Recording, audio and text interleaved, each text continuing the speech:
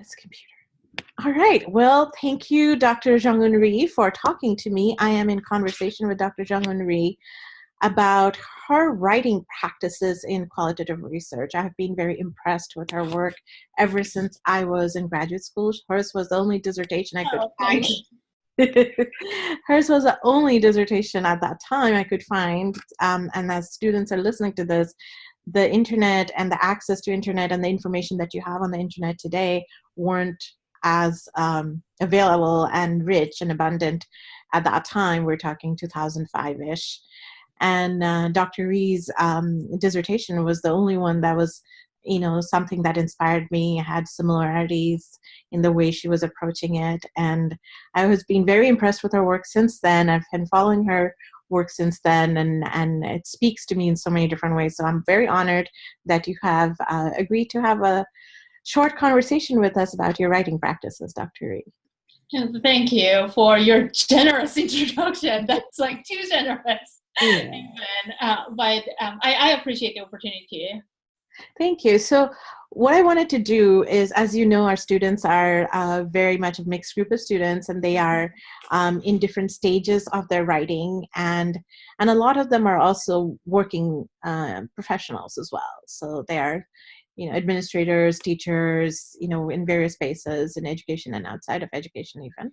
So when you think about somebody who's really busy, which is what you are, and you still have to carve out time for writing, can you talk to me about how you do that and what might be some writing practices that you engage in to stay focused on the writing piece of your work? I think actually having deadline helps, but not just individual deadline. I would say that if you work with other people, whether in formal way or informal ways, kind of generating that collective deadline for all of the people who are participating in the collaboration to be accountable. I think that type of practice kind of gives the extra pressure for you to produce your work, and then that kind of I think encourages you to try to figure out like how to like make it done. And as I reflect on my own writing practices, it seems that that type of being part of larger collaborative projects where can I had to be accountable not only for my own self, but also for other people's work, that kind of helped me to just keep going. Right. During the dissertation writing phase, when you were doing the dissertation, were you keeping sort of certain deadlines? By this time, I will have this done by this time. How were you holding yourself accountable? Oh, that was really long time ago. I know. And, I think I did. I think I had deadlines, and then I also had a writing group, even when I was in grad school. And so we met regularly, and then we had to bring our writing, to our meeting for feedback. And I think that really helped me to complete the work. But at the end of my dissertation, actually, I was in another state. Because of my family situation. But I knew, like I had maybe like 6 months to complete my writing. And one thing I remember is that I was raising my child and all those type of other responsibilities happening at the same time. But I think what I remember even now is that I was waking up like 4 o'clock every day. I can't do that now because I'm now too old for that. But at the time, to create that chunk of time for writing without much interruption from my everyday activities, that was the only time that I could have. And so I would get up like 4 o'clock in the morning, really every day for almost 6 months. And then write like 3 or 4 hours in the morning. And then that kind of really helped me completing the project. Wonderful. So now that your life is a little different and you work as a professor and different types of deadlines happen, do you still have a specific early morning time that you write, or do you spread that out? Um, I No, I don't have that like really early morning as everyday practice, but I think like what has been happening for me is that I just grab like any chance that Mm, I can write. And so sometimes I would get up early and then write. Other times, like I would actually stay up late, depending on like how my body works. mm, And then if I can actually have a time in the middle of the day, then I'm gonna do that. So like the practice shifts. But I think one thing that hasn't been really changing is that and this is something that I actually kind of remembered as I was trying to reflect on my own writing practice in response to this interview. Um, I think what I realized is that throughout my whole professional life, which has been I don't know, like maybe more than 15, 20 years, I always had a writing project. mm, Like I was never out of writing projects, like mm, as a part of my professional mm. life, and so there have been always deadlines, right? Like whether I like them or not, there have been always deadlines, and so I'm not gonna say that I've been writing every day, for last I don't know decades, but I'm gonna say that I never stop writing. Right, right. Yeah. Do you now write in smaller bursts of time, or do you still need to find like a larger chunk of time when you're writing? So I mean, currently I'm on sabbatical, Right. which which Well, is totally different story. Right. And so I mean and this actually made me also realize like how important it is to have like that type of time for you to do the writing, right? Because I can kind of really feel this luxury of being able to get immersed in my writing, which really doesn't happen when you have like your other responsibilities. But I mean, this is kind of rare. I don't know, luxury or privilege that you can claim, and not everybody can claim, or not everybody can have access to. And so I'm fully conscious of that. But at the same time, like I think I would encourage people to create even like a shorter period of time of like writing immersion. And so whether it will be writing retreat for even 3 or 4 days, or if you can actually have I don't know, summer break for like 2 weeks or what have you, and then if you can actually try that out in terms of spending your whole week or whatever kind of period of time that you can have to write, that can also give you different type of experiences, and mhm, I think that can also let you learn the different type of pleasure of mhm, what it means to write, mhm, only write, right? As your priority or as your own task. And I think that can also help. So time to time, it like, I don't know, like in this kind of health, like in our healthy obsessed world, people do like detoxifications or meditation retreat and all those type of things, and it's almost like for writing, I think that type of really intense engagement can perhaps provide a different type of energy for you to keep going. So I think I would definitely encourage for people to seek out those type of opportunities if they can. But then, like when I am in regular semester, um, for me to eventually like finish the writing project, I would need like time to time, like this whole day writing.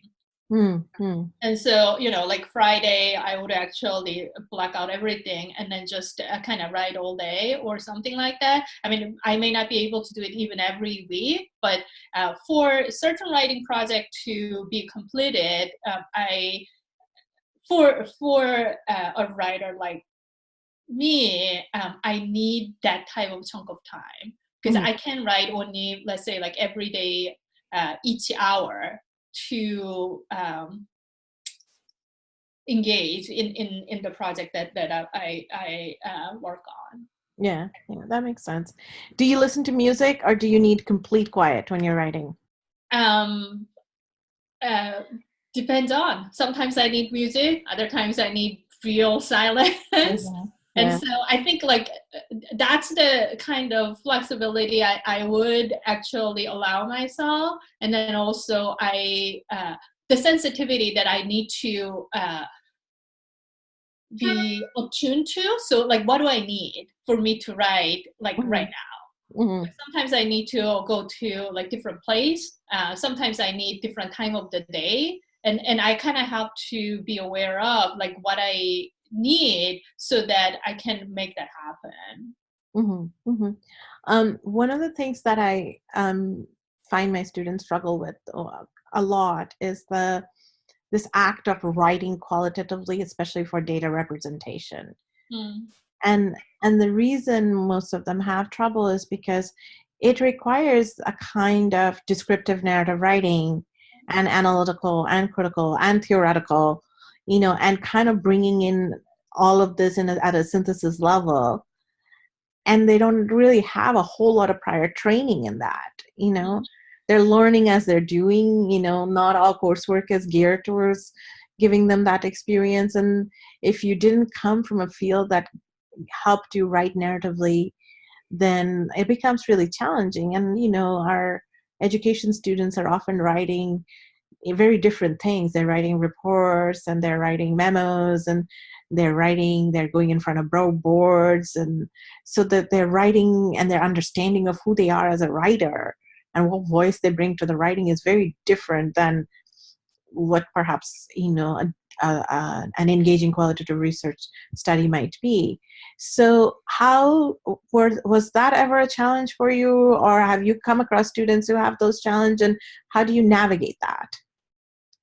I think it's still challenging for me now. I mean, how do you represent like Yeah. just very complex, complicated realities Mhm. in language? Right. I mean, like we're doing so much balances, right? Yeah. Yeah. In doing the so-called representation work, and then also, like um, as you are so eloquently articulated, our training is so limited in Yeah. terms of using so many different ways of representation. Mhm. And so I think, I mean, I am still struggling to figure out like the what would be a right way, and what would be like most I don't know, authentic way of kind of really sharing data that I have. And I think like struggling with it is a good thing. Uh, Mhm. Mhm. Actually, in a sense, like knowing for so sure, or knowing already how to do it even without having that struggle, I think that's very dangerous. Right, right, right. And I haven't met a single student who's like, okay, well, I've met students who thought they could do it, because they had prior creative writing background or something similar Right. to that.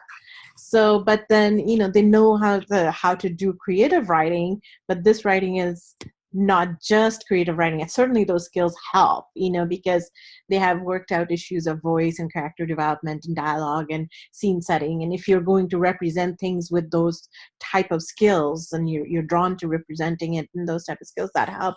But then the part that they struggle with is now, oh, I have to bring in theory and I have to bring in analytical insight and I have to think about the literature and I have to put it in all of those contexts in my research question, which is very different than writing in fiction or a nonfiction or or a play or anything like that. So that's been one of my students' biggest, challenge. Chapter 4 or wherever findings find themselves has been one of the biggest challenge that they they never know how to really figure this out. We play with so many different ideas and forms, and it feels like you make 5 steps forward, 10 steps backwards. And it's been, for very high achieving people, it's probably one of the most frustrating experiences they have is when they try to figure out, how do I now say what I've found? And I may want to add that, like, that experience will continue. Right. So it's like, I mean, it's almost like you talk with any person who creates something. Right. None of them were going to tell us that because of their previous experiences, their new creation is like already set in stone in terms of the process, right? Mm-hmm. Like, I know exactly what's going to happen with this, or with this new sculpture or music, because like that creative process involves like so many different layers and components, which also include already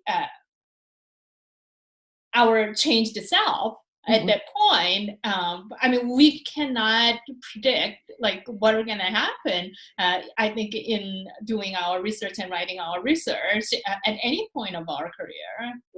Right. Would you, when you do your writing, are you writing, reading, taking notes simultaneously, iteratively, or do you feel like I need to go read some stuff first before I can even get started with my writing? So,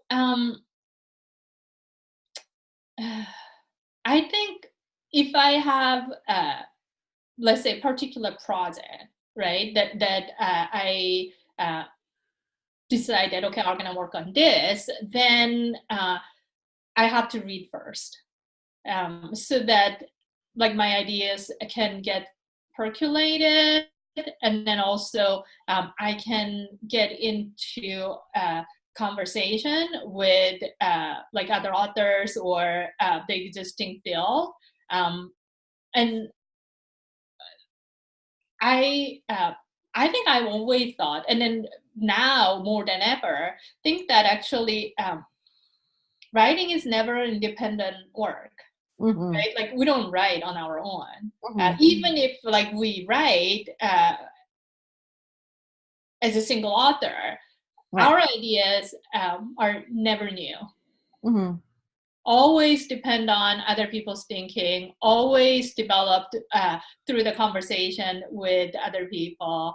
And so without that type of engagement, I don't know how a person can write, right? And so for me, I definitely have to read to feel somewhat grounded in a topic or idea that I want to start to write. And then, like, I don't know, like, it's almost like a visceral kind of experience where I would feel like, oh, now I feel like I can write. Right. And so I have to come to that point where I'm like, okay, like now I feel confident enough to like initiate a conversation, and then I start to write. But when I read, I take notes. Okay. And so I just don't read, like casually or aimlessly. So my reading is a pretty slow process because I write, I take notes, sometimes extensive notes, which eventually become integrated into my writing later. And so when I take notes, sometimes I take notes on my computer, other times I take notes on my, spiral notes. But like everything gets documented, so that I don't lose kind of questions or my responses to the author, like in the process. And I actually would really recommend students to take extensive notes when they write. I mean, we say that like make sure that you write annotation. I mean, that's what it is, right? But depending on your style, sometimes people would do like a very short annotations, and others do the extensive annotations. But I think it's a very important process because we read so much, and like those type of instant engagements get lost if we don't take notes.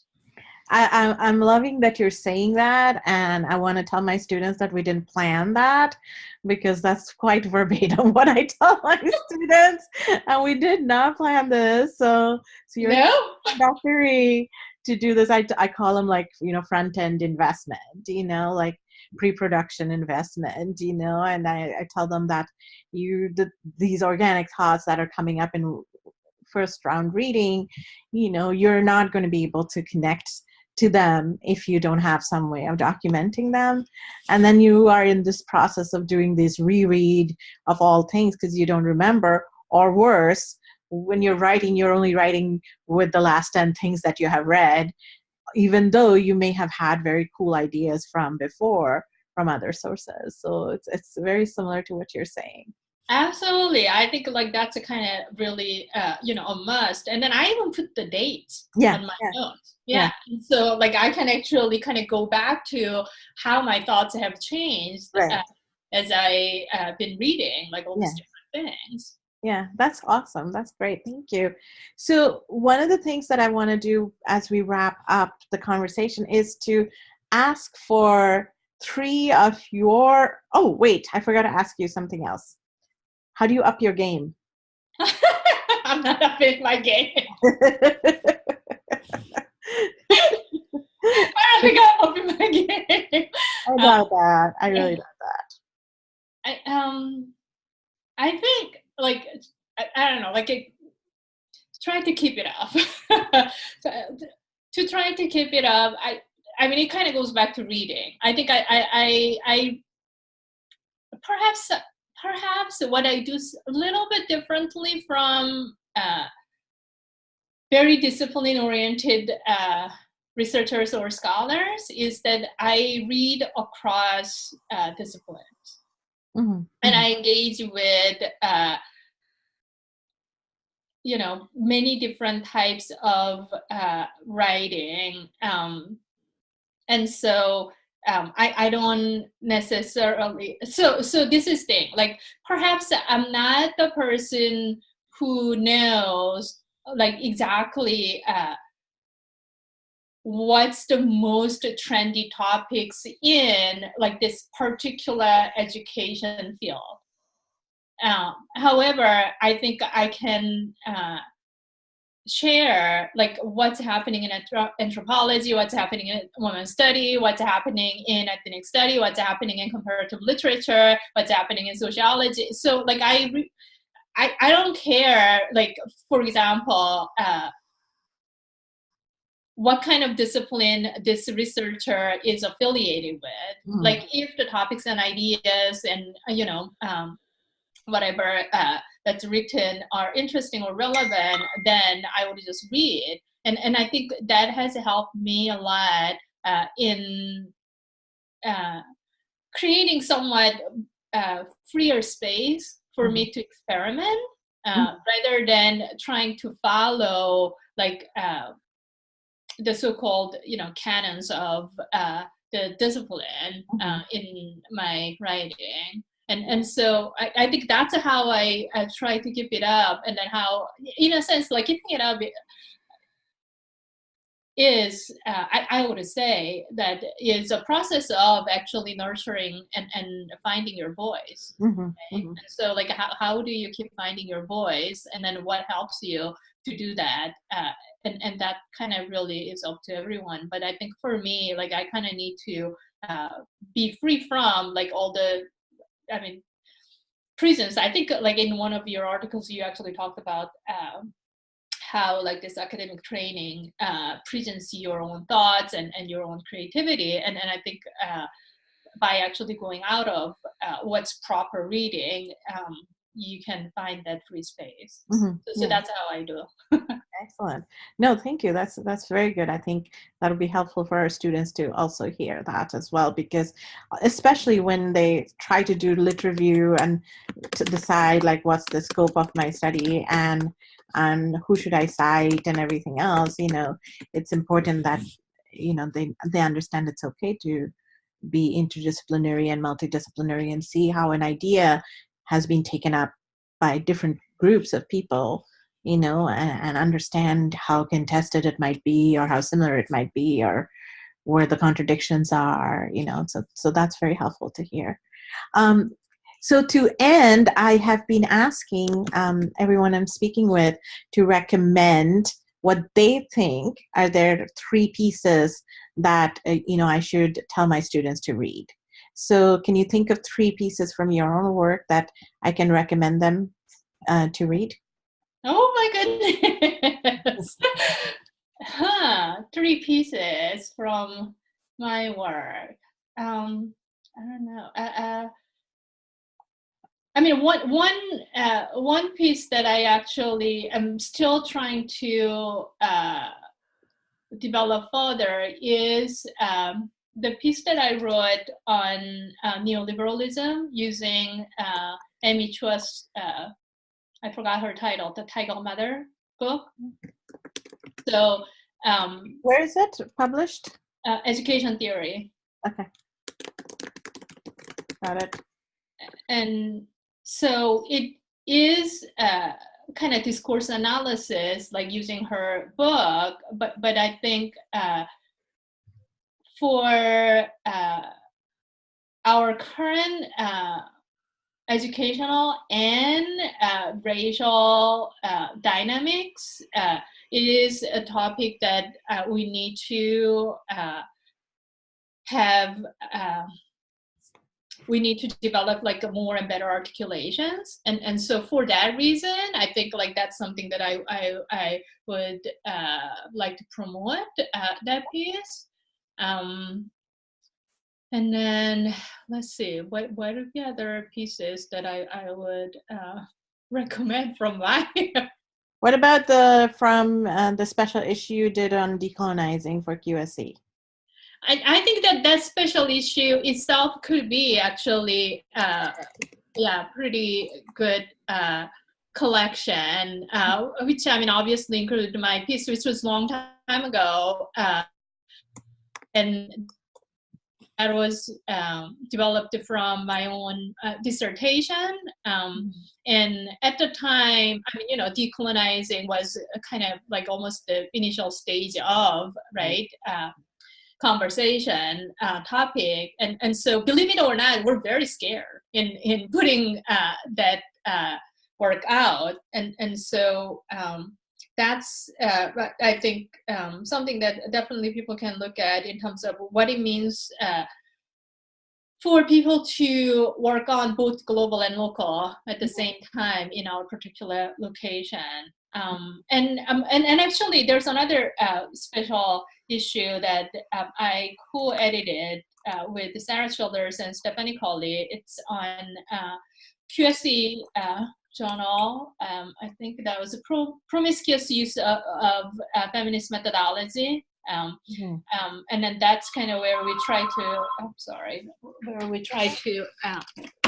kind of really expand what it means to do feminist research, and then not just doing methodological discussions, but actually doing it, right? And so in that issue, I have a piece on, I think I have a piece, I think entitled Working on a Failed Research Project. And so I don't even know how to. Okay, sorry. I don't know how to stop it. So yeah, and actually in that piece, what I do is that I actually talk about how I continue to work with the research that was considered to fail. Yeah. And so Yeah, perhaps those are the pieces that will be relevant for your Yeah. students. Yeah, no, those are great. Thank you so much for taking the time and being so generous with it. I really appreciated hearing your thoughts and wisdom, and I know my students will too. No, thank you.